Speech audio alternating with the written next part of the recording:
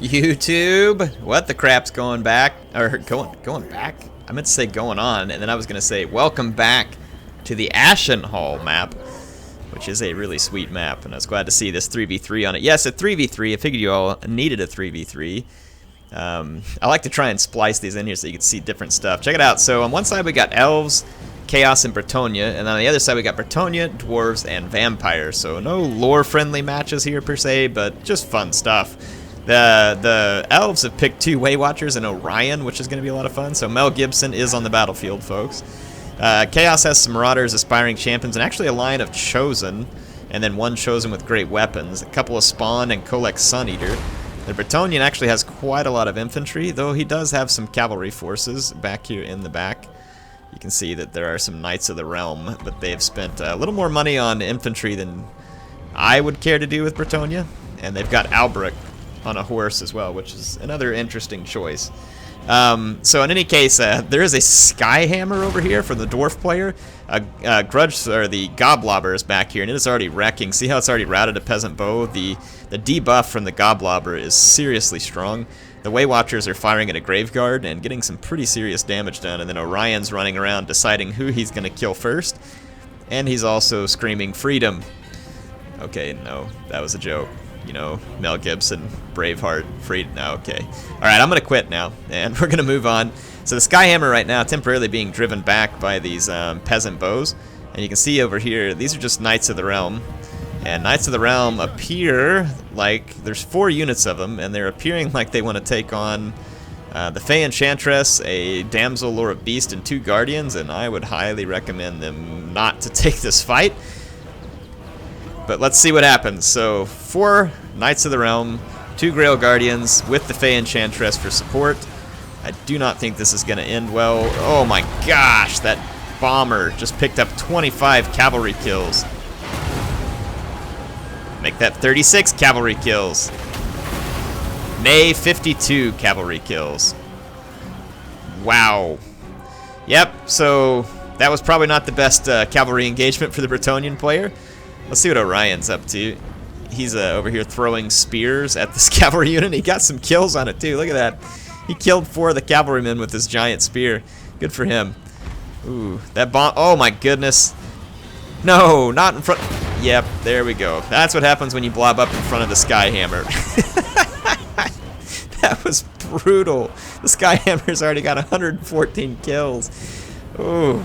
Alright, the elves have engaged, and Orion's up front here slaughtering zombies just for the heck of it, and why not? Oh, that was a point-blank spear, and that took down a lot of zombies there. Orion apparently really enjoys killing zombies, and he's already racked up 25 kills. The vampire player's still sitting back, and then Chaos is engaged Bretonnia here, and these are a lot of Marauders versus Foot Squires, so that's not going to go well. And then the Grail Guardians that slaughtered the Knights of the Realm have now rear-charged in this Bretonnia on Bretonnia battle here. There's a lot of Grail Knights as well.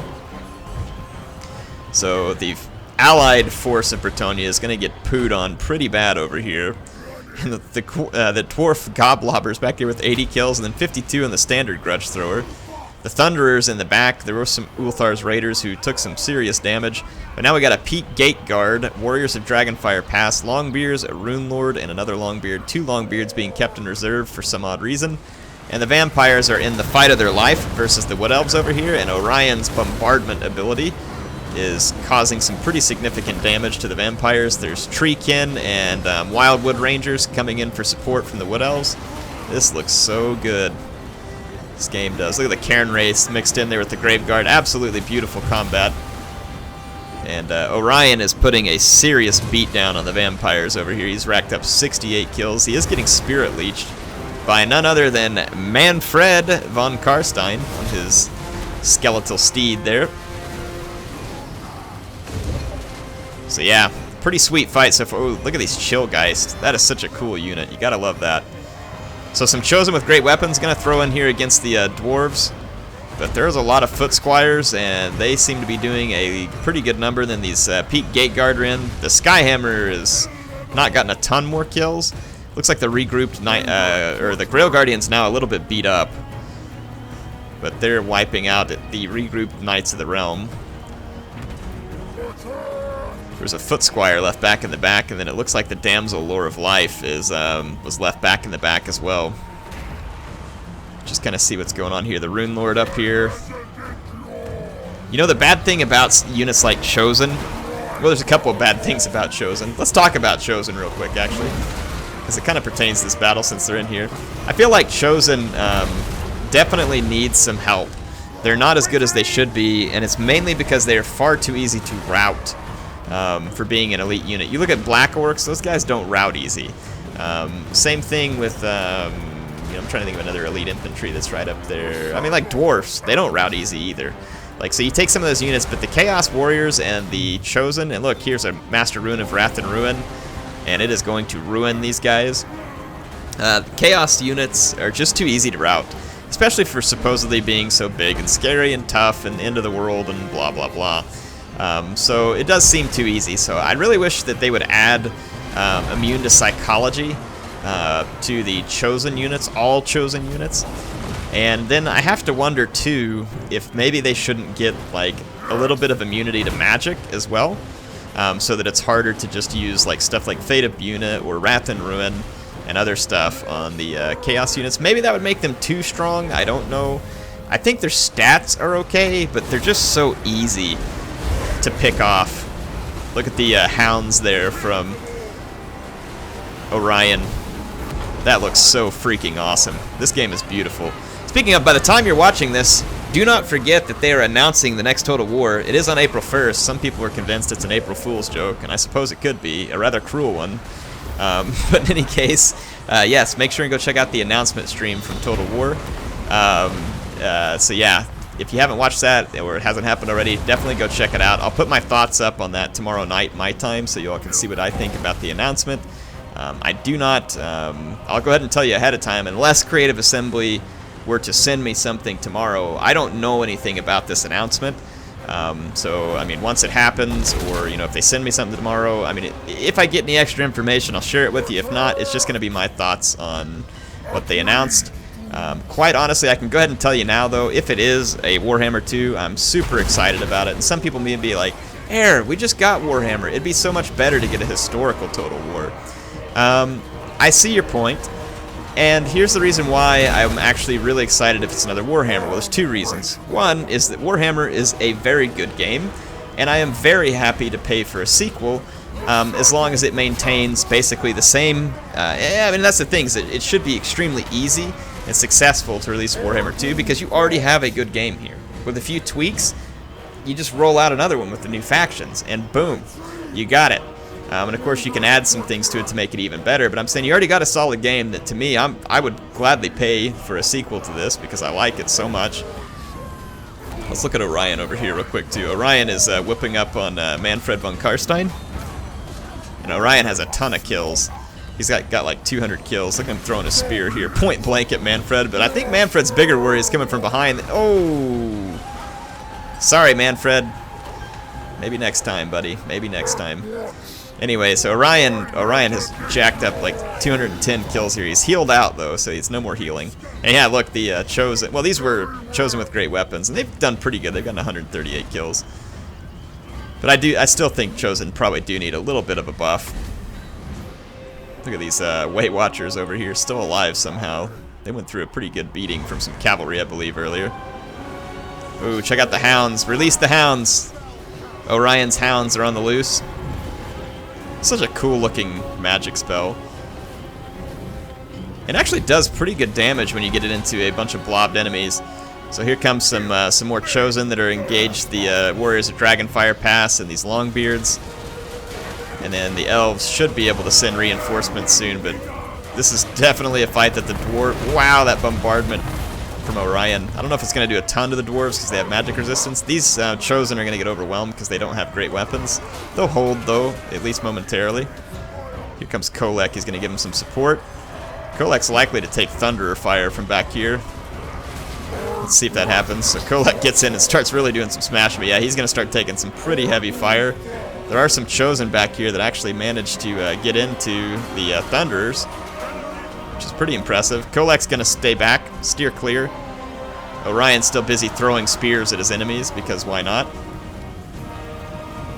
Looks like there's going to be an Earth Blood coming in here for the elves. And this Treekin unit's looking pretty healthy, so healing is just going to make it that much stronger.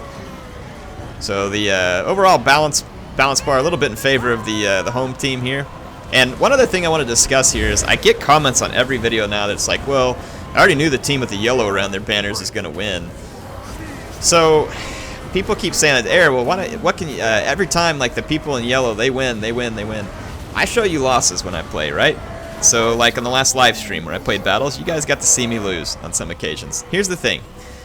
Who is going to send me a battle that's like, oh, Air, here, show this replay to tens of thousands of people. It's where I lose. People don't do that. They want to send replays where they're doing good. Because that tends to be where people have the most fun, right? I fight really hard. Wow, that was a Comet of Cassandora if I've ever seen one. From the Fey Enchantress. And here she is. She has the Mist of the Lady, and she really ought to be steering clear of this fight and using herself as a Mortis engine against stuff like these Wildwood Rangers. But I don't know, at this point it's looking a little bit stacked against the red teams. Anyway, speaking of the red team, so what can I do about it? If I tell people to send me losses, I mean, people don't want to send me losses. They want to send me battles where they do good. I can't change which viewpoint I watch a replay from. Now, I could request from the Creative Assembly, and there's no guarantee that I would ever get such a thing, that you have a spectator view in a replay where you can't see who submitted it, where it doesn't show one team versus another per se. But as of now, when you save a replay, it shows it from someone's viewpoint, and there's no functionality for me to fix that and to try and make it more surprising for you on who's going to win. Because like I said, people don't want to submit their losses for tens of thousands of people to watch on YouTube and mock them. Which, you know, some people say, oh, we wouldn't do that. A lot of people do. On battles where people play bad, there's always those comments like, man, this guy was dumb, or what was he thinking? Like, why would he do that? Like, people don't want to experience that. So I don't mind showing my losses, but I understand why other people don't like it, or why they wouldn't be motivated to send me losses. So I can't do anything about it is the thing right now. So if you say that it ruins the surprise, I'm sorry. I really can't do anything about it.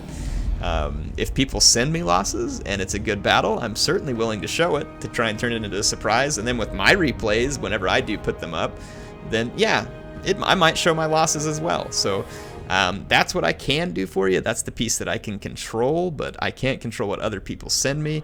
And again, if you think about the reasons why they send it, it makes sense.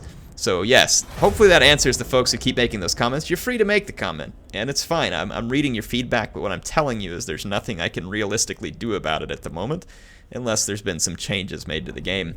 So let's look at Chaos. This one Chosen here actually got quite a few kills, and the Chosen with great weapons did quite well also. So that's pretty cool. Kolek got some nice kills. And then in terms of the Wood Elves, Orion freaking beasted. So those of you who've been wanting to see more Orion, there you go. Orion did a great job. The Bretonnian player here took a shellacking. There's no doubt about it. He took a shellacking. That Goblobber, just almost wrong how effective it was. But in any case, yeah, let's take a look here. The Vampires. The Vampires didn't meet a whole lot of success up against the Bretonnian forces, and then we got this other Bretonnian army here, which got some pretty good kills with their cavalry. They had the Grail Knights and stuff, and then the Dwarf player here ended up doing pretty well with the Skyhammer, and then the Goblobber did pretty well too. And these Thunderers really put some damage out there too, keeping Kolek back for quite a while. You can see the Peak Gate Guard, though, not able to get a cost-effective performance per se, but cool to see that unit on the battlefield. Hey, appreciate this being sent in, and I appreciate all the players in it. Thank you, Vic, Crack Lion, Tyrion, Caustic, Hollow, and Shadow. Thank you all for playing. We enjoyed it, at least I know I did.